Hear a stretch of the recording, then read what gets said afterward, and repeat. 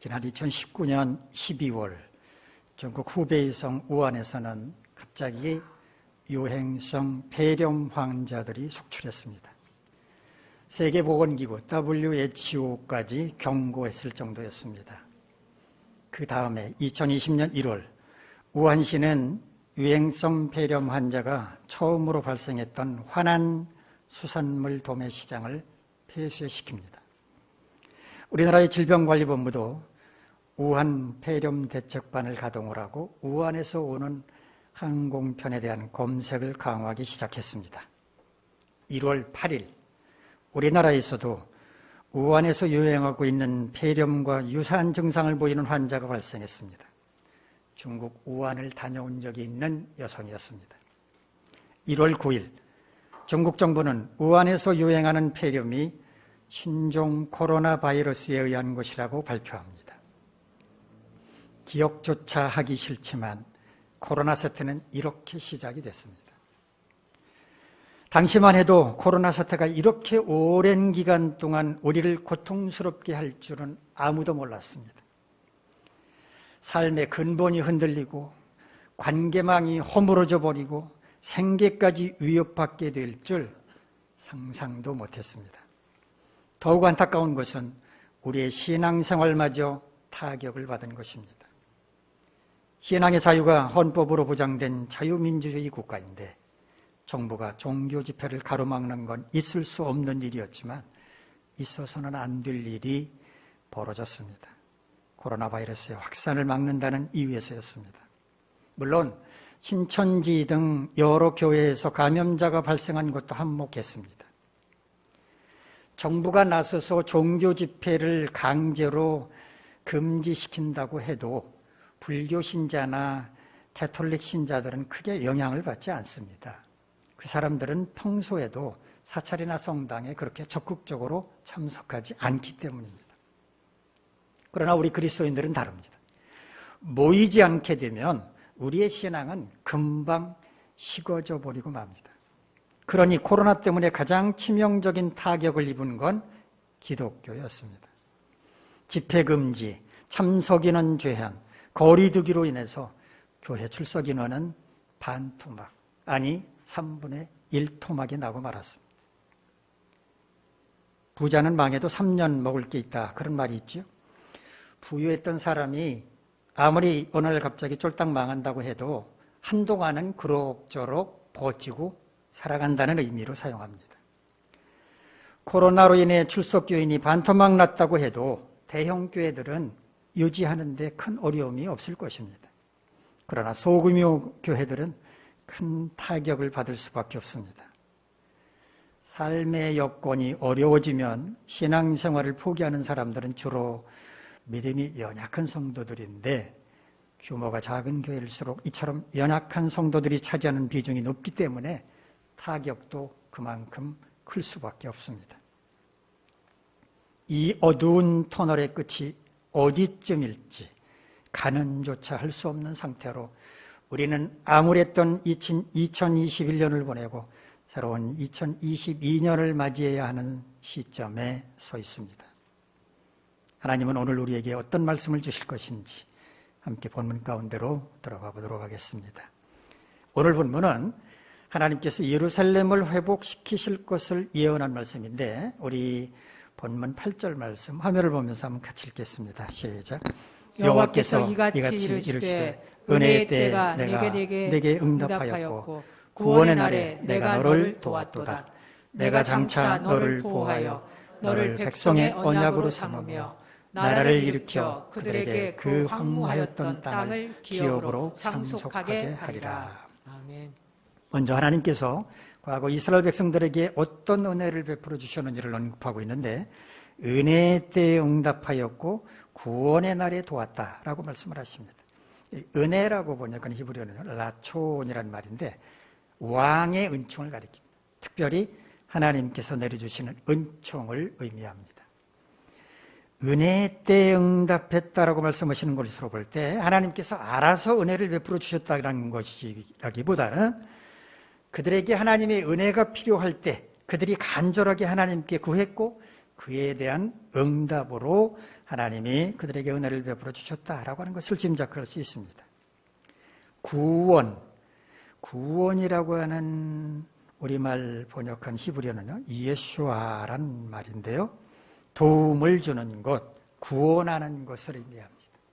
예수님의 히브리식 이름 예수라는 말은 바로 이 예수아라는 말에서 나온 겁니다.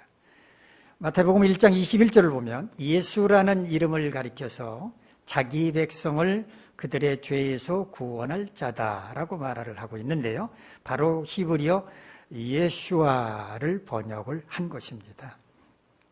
구원의 날에 그들을 도왔다고 말씀하시는데 그들이 도움을 필요로 하는 상황에 처해 있었을 때 그들에게 적절한 도움을 주셨다는 의미입니다. 그런데 은혜는 때라고 말하고 구원은 날이라고 말하죠. 은혜의 때, 구원의 날. 이 때라고 번역한 히브리어는 에트란 말인데 영어로 말하면 time을 가리킵니다. 날은 히브리어 yom을 번역한 건데 영어로 말하면 day입니다. 자, 이렇게 구분해서 표현한 이유가 뭘까?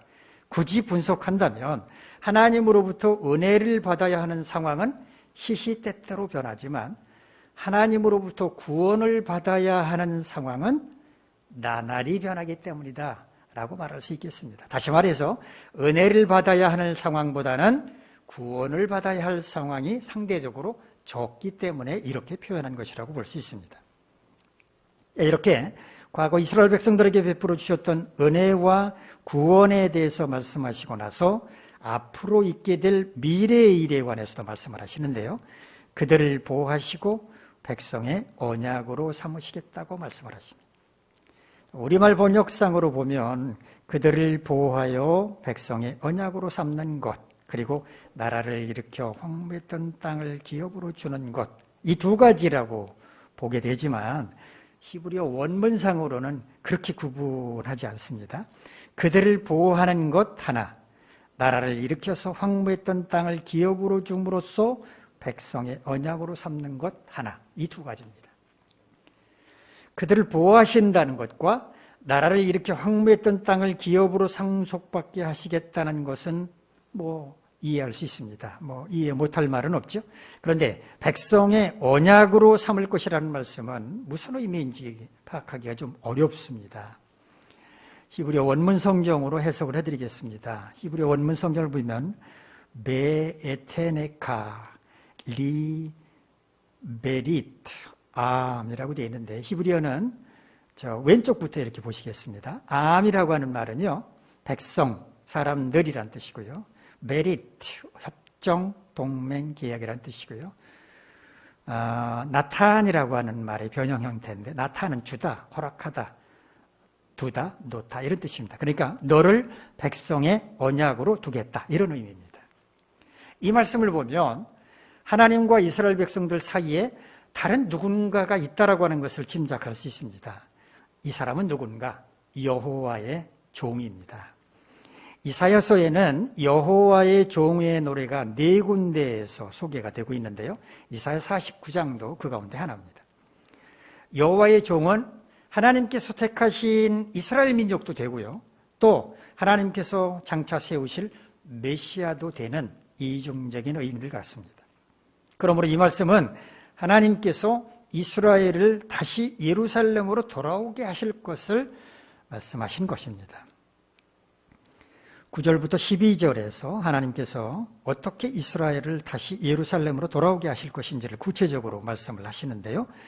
여러분은 눈으로 말씀을 이렇게 따라와 보시기 바랍니다. 9절을 보면 잡혀있는 자를 나오게 하시고 흑암에 있는 자를 나타나게 하실 것이다 라고 말씀을 하십니다. 이사야 선지자를 통해서 이 예언의 말씀을 주실 당시에 이스라엘 백성들은 바벨론의 포로로 잡혀가 있는 상태였습니다.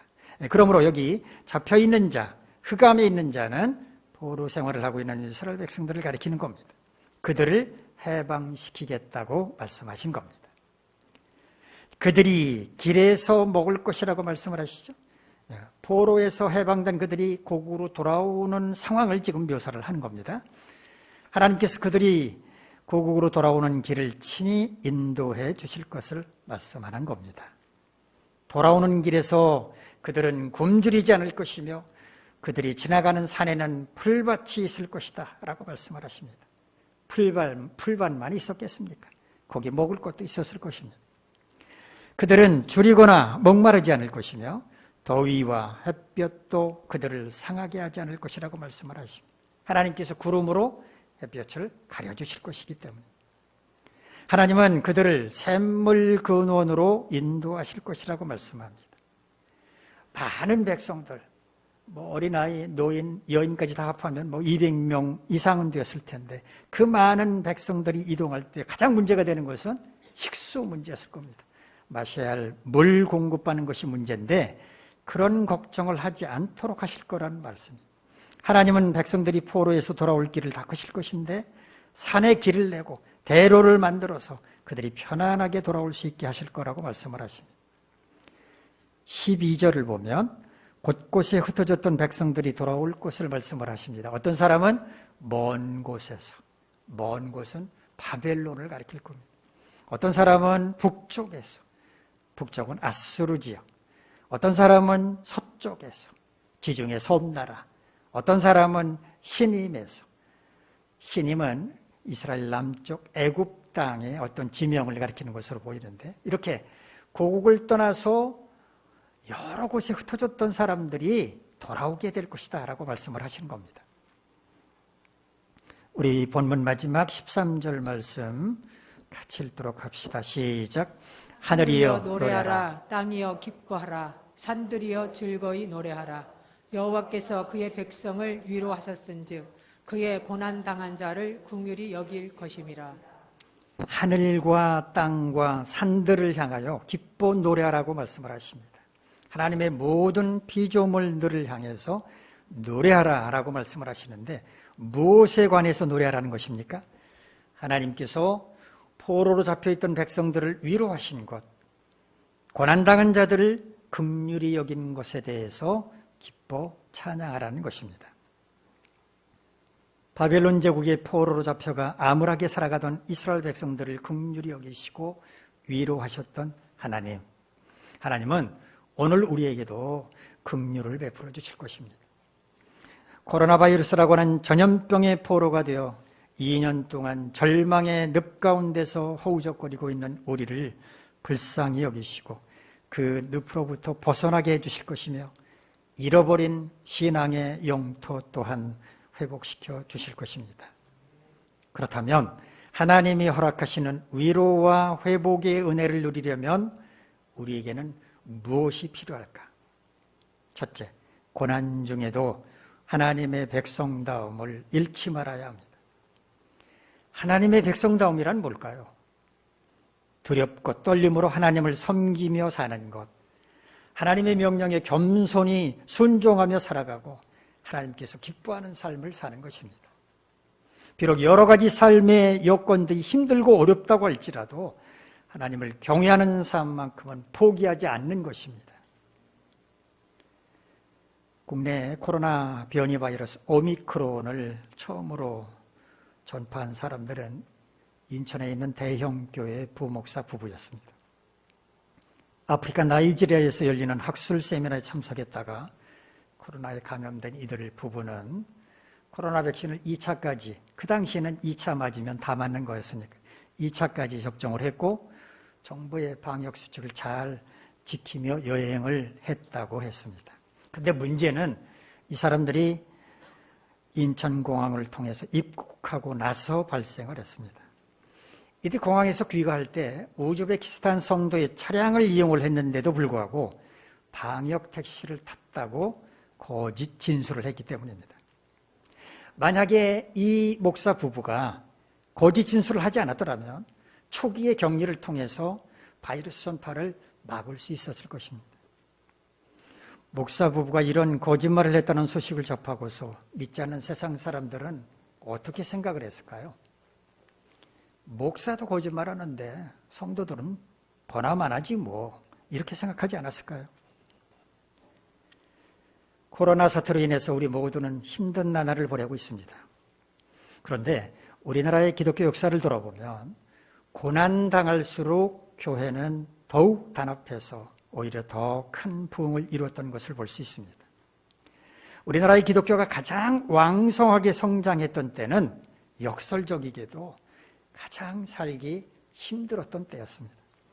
힘들고 어려웠던 그 시절에 사람들은 교회로 몰려와서 위로를 받고 새 힘을 얻을 수 있었기 때문입니다. 그렇게 살기 힘들었던 시절 성도들은 네 곳, 내 곳 가리지 않고 교회를 위해 마음껏 헌신하고 교회는 그런 성도들로 말미암아 고난 중에도 크게 부흥할 수 있었습니다. 지금 한국 교회는 코로나 사태로 큰 어려움을 겪고 있습니다. 그러나 교회는 더 이상 하나로 뭉치려고 하지 않습니다. 과거에는 어려울수록 교회로 몰려와 기도했는데 요즘에는 교회에 기도하는 사람이 별로 없습니다.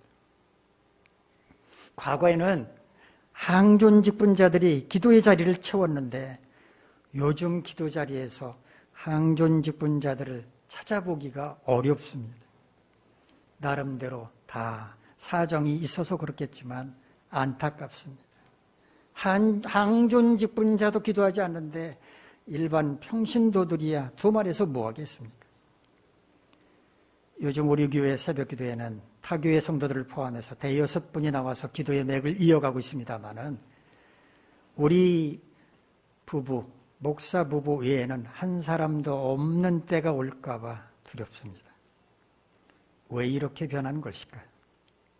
하나님의 백성이라고 하는 정체성을 상실했기 때문이고 하나님의 도움을 바라는 간절함이 사라졌기 때문일 것입니다. 기도하지 않는 교회가 바로 설 수 있을까요? 기도하지 않는 교회가 성장할 수 있을까요? 지금 침체 늪에 빠진 게 우리 교회뿐입니까? 특별히 우리 교회에 문제가 있어서 이런 것입니까?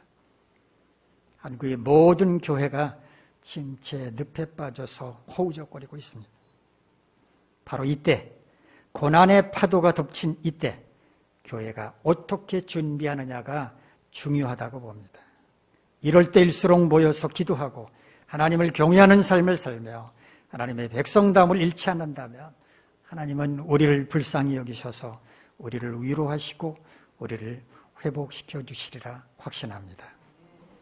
둘째, 목자가 되시는 하나님을 신뢰하는 마음으로 하나님께서 이끄시는 대로 순종하며 따라가야 합니다. 우리가 고난 중에도 하나님을 경외하는 삶을 살고 하나님의 백성다움을 잃지 않을 때 하나님은 우리를 기뻐하시고 우리에게 위로와 회복의 은혜를 베풀어 주시고자 우리의 삶을 선한 길로 인도해 주실 것입니다. 이때 우리에게 필요한 것은 신뢰와 순종입니다. 어떤 신뢰일까요? 하나님은 우리를 가장 좋은 길로 인도하실 거라고 하는 신뢰, 믿음입니다. 그런데 이게 쉬운 일이 아닙니다. 우리 생각에는 하나님께서 우리를 인도하시는 길이 좋은 길처럼 보이지 않을 수도 있기 때문입니다. 그 길은 희망이 없어 보이는데 자꾸 그 길로 가라고 말씀을 하시니까 갈까 말까 망설이고 갈등하게 되는 것입니다. 부모는 자녀가 잘 되기를 바랍니다. 그렇지 않은 부모가 세상에 어디 있겠습니까? 그래서 부모는 자녀에게 여러 가지 제안도 하고 때로는 자녀들이 듣기 싫어하는 쓴소리도 하게 됩니다. 그렇게 해야 자녀가 바른 길을 갈 수 있고 성공할 수 있을 거라고 하는 확신이 있기 때문입니다. 부모는 아무 근거도 없이 자녀들에게 그런 충고를 하나요? 나름대로 알아보고 확인하고 검증하고 나서 합니다. 아마 자녀들이 부모의 이런 충고를 그대로 다 따라준다면 그 자녀는 틀림없이 성공적인 인생을 살게 될 것입니다. 그러나 자녀 입장에서는 부모가 여러 가지 충고를 하는 것을 달갑게 생각하지 않을 수도 있습니다. 자기들 생각에는 굳이 그렇게까지 하지 않아도 될 것처럼 보이는데 너무 과도한 요구를 한다고 생각할 수도 있습니다. 그런 자녀들은 부모의 말에 순종하지 않을 것입니다. 그런데 대부분의 우등생들은 부모의 충고를 잘 따른 학생들입니다. 자기 마음에는 들지 않더라도 부모님이 충고한 대로 묵묵히 따르는 학생들은 공부를 잘할 수밖에 없습니다. 부모가 하는 말 지독하게도 듣지 않는 자녀였는데 공부도 잘하고 성공했더라. 그런 말 들어본 적이 있으십니까? 아마 그런 경우는 거의 없을 것입니다. 부모 말을 잘 듣는 자녀가 공부도 잘하고 인생에서 성공하는 것은 너무도 당연한 일입니다. 하나님은 우리를 좋은 길로 인도하실 거라고 하는 믿음으로 하나님께서 인도하시는 길을 묵묵히 따라간다면 우리는 하나님의 은혜를 누리며 살아갈 수 있을 것입니다. 그러나 오로지 자신의 지식과 지혜와 경험만 믿고 교만하게 자기의 길을 걸어가겠다고 고집한다면 실패의 쓴맛을 볼 수밖에 없을 것입니다. 입으로는 주님 말씀하시면 앞으로 나가겠다고, 주님 뜻이 아니면 멈춰서겠다고 말하면서도 매사에 자기 생각대로 자기중심적으로 살아간다면 그 사람은 주님의 은혜와는 거리가 먼 삶을 살 수밖에 없을 것입니다. 여러분 모두는 목자 되시는 주님을 신뢰하는 마음으로 주님이 이끄시는 대로 순종하며 따라가시기를 간절히 바랍니다. 셋째, 위로와 회복의 은혜를 베풀어 주실 주님의 약속을 믿고 끝까지 참고 기다릴 줄 알아야 합니다. 하나님께서 우리에게 은혜를 베풀어 주시는 때는 우리가 원하는 때가 아닙니다. 하나님께서 정하신 때입니다. 헬라어 카이로스라고 하는 말이 있는데 하나님이 정하신 때를 의미합니다. 하나님의 때는 하나님만이 아십니다. 언제 이 세상의 종말이 임할지 오직 하나님만이 알고 계십니다. 마찬가지로 하나님은 우리에게 언제 은혜를 베풀어 주실지는 오직 하나님만이 알고 계십니다. 물론 시한이 이미 정해져 있는 일이라면 그 정해진 시한이 곧 하나님께서 은혜를 베푸실 때이겠지만 그렇지 않은 일이라면 그때는 하나님께서 정하십니다. 이처럼 하나님께서 언제 은혜를 베풀어 주실지 알 수 없다면 어떻게 해야 은혜를 받아 누릴 수 있겠습니까? 은혜 받을 때까지 끝까지 참고 기다릴 수 있어야 합니다. 1972년 스탠포드 대학 심리학과 월터 미셸 교수는 한 가지 흥미로운 실험을 실시했습니다. 어린아이 653명을 모아놓고 마시멜로를 하나씩 나눠주면서 앞으로 15분 동안 이 마시멜로를 먹지 않고 참고 기다리면 상으로 마시멜로 하나를 더 주겠다고 말을 했습니다. 그리고 어린아이들을 홀로 남겨둔 채 관찰을 했습니다. 그 결과 약 3분의 1에 해당하는 어린아이들이 먹고 싶지만 참고 15분 동안 참고서 상으로 한 개의 마시멜로를 상으로 받았습니다. 자, 그로부터 15년이 지난 후에 월터 미셸 교수는 그때 15분 동안 참고 기다렸던 아이들이 과연 어떻게 성장했는지 추적 관찰을 했습니다. 그 결과 참고 기다렸던 아이들의 학업 성적은 그대로 빨리 먹었던 아이들보다 훨씬 높다는 것을 확인했다고 합니다. 이 연구 결과를 토대로 월터 미셸 교수는 충동적인 마음을 이겨내고 다음 일을 계획할 줄 아는 사람들이 성공할 가능성이 크다라고 하는 결론을 내렸다고 합니다. 기다릴 줄 알아야 좋은 결과를 얻을 수 있습니다. 성경의 위대한 지도자들은 모두 기다릴 줄 아는 사람들이었습니다. 모세는 하나님의 부름을 받고 이스라엘의 지도자가 되기 전까지 광야에서 40년 동안 묵묵히 목자로 일하며 기다렸습니다. 집요하리만큼 끈질긴 사울왕의 추격을 받으면서도 다윗 역시 묵묵히 참고 기다렸습니다. 하루아침에 모든 것을 잃어버렸던 욥, 그도 하나님을 만나는 그때까지 참고 인내했습니다. 그래서 전보다 갑절의 은혜를 누릴 수 있었습니다. 하나님은 큰 은혜를 베풀어 주시기 전에 우리로 하여금 기다리게 하십니다. 은혜를 받기 위해서 얼마나 참고 기다리는지를 확인하려는 것입니다. 귀한 보석일수록 더 많은 시간을 도가니에서 달궈야 하는 것처럼 값진 하나님의 은혜를 받아 누리기 위해서는 연단의 기간을 잘 참고 견딜 수 있어야 합니다. 어떤 여인이 오페라 극장의 지배인에게 전화를 걸어서 자신이 지난밤 공연을 관람하러 그 극장에 갔었는데 아주 값비싼 다이아몬드 브로치를 잃어버렸다고 말했습니다. 이 친절한 지배인은 그 여인에게 전화를 끊지 말고 기다리라고 말한 다음에 극장으로 달려갔습니다. 그리고 극장 내부를 샅샅이 뒤져서 마침내 그 여인이 잃어버렸다는 다이아몬드 브로치를 찾아냈습니다. 그리고 다시 수화기는 들어와서 수화기를 들고 그 여인을 찾았지만 그 여인은 이미 전화를 끊어버린 뒤였습니다. 지배인은 그 여인이 전화를 다시 해올 것이라고 생각을 했지만 그 뒤로 그 여인에게서는 아무런 연락도 없었다고 합니다. 얼마나 어리석은 여인입니까? 귀한 브로치를 찾으려면 전화를 끊지 말고 기다리거나 아니면 다시 전화를 걸었어야 옳았습니다. 우리는 이 여인처럼 어리석은 자가 되지 말아야 합니다. 하나님께서 위로와 회복의 은혜를 베풀어 주실 것을 믿는다면 끝까지 은혜를 받을 때까지 참고 기다릴 줄 알아야 합니다. 우리는 지금 불안하게 짝이 없는 나날을 보내고 있습니다.